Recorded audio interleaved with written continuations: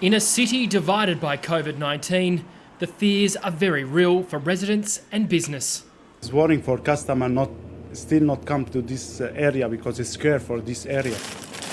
Despite tight restrictions, Melbourne is Australia's coronavirus laggard, with booming cases in 6 council areas prompting this advice. Reconsider travel or don't make plans to travel into these hotspot areas. Those hotspots, Casey, Cardinia, Darebin, Moreland, Hume and Brimbank, are home to more than 1 million people. It's re-emerging because people aren't doing things as stringently as they might have done a month, 2 months ago.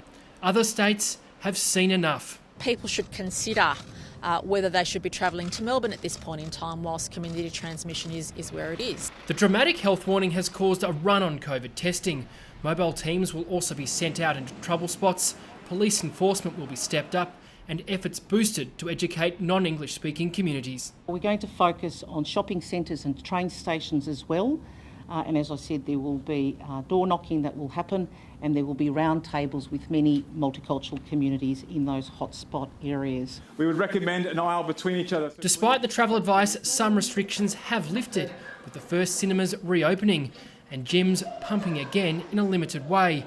Pubs no longer need to serve food with drinks, but an increased patron limit has been put on hold, a blow for businesses who'd catered for bigger crowds.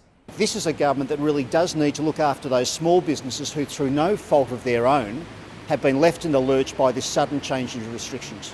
At the moment, people are just being asked to stay away or to stay within their region, like here in Moreland. It is frustrating, but that frustration could become anger and despair if Premier Daniel Andrews is forced to impose strict local lockdowns because cases continue to rise.